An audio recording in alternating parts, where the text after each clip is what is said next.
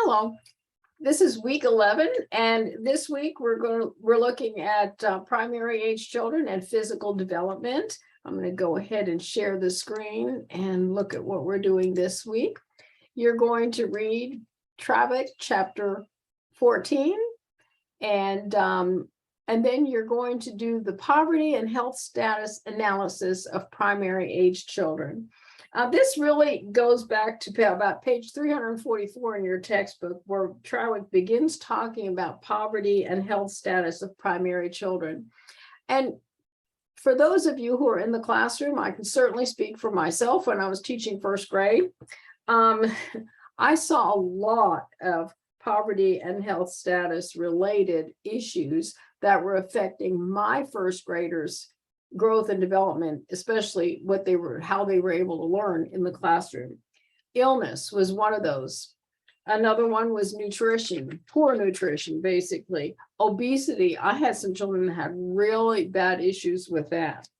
Injury. I would have children injure themselves because they were living in unsafe living conditions.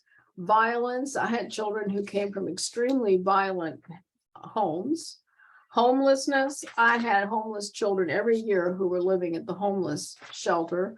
And one of the things I really noticed about them was that they came to my room and they slept. So obviously they weren't learning.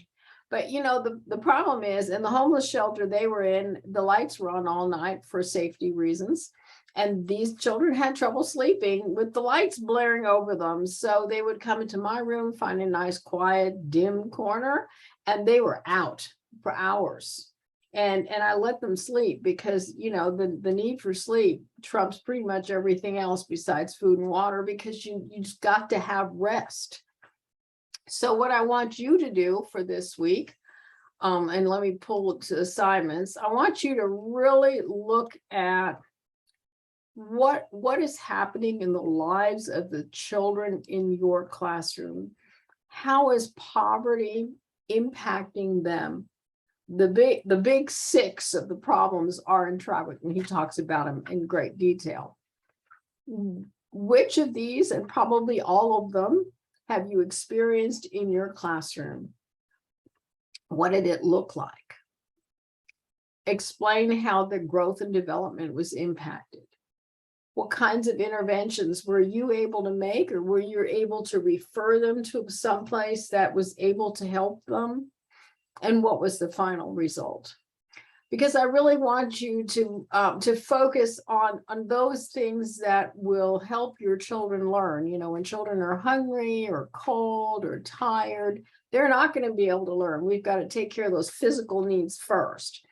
So that's what we're looking at this week, is the physical needs. Now, not all of you are in the classroom, even though I think most of you are.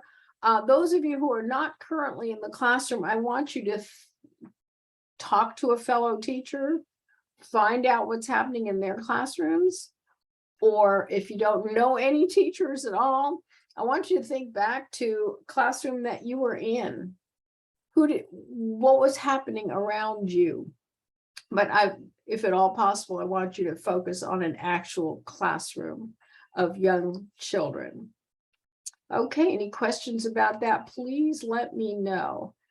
Just a little note about this new course that's being offered. This course is ECED 5763, Classroom Management for Early Childhood. And this is really a two-pronged kind of course. I'm teaching it. It's brand new, and what I'm doing is I'm looking at behavior. That's always a biggie, because classroom behavior can make or break your classroom. If they're not listening and behaving themselves, they're not learning. Okay, so we're going to look at some real practical things: indirect child guidance, direct child guidance, self-esteem, moral self, how to make friends. I can't tell you how many of my first graders just would come to me constantly. No one wants to play with me. Well, it's not that no one wanted to play with them, it's that they had absolutely no friendship making skills. So there are ways to teach that.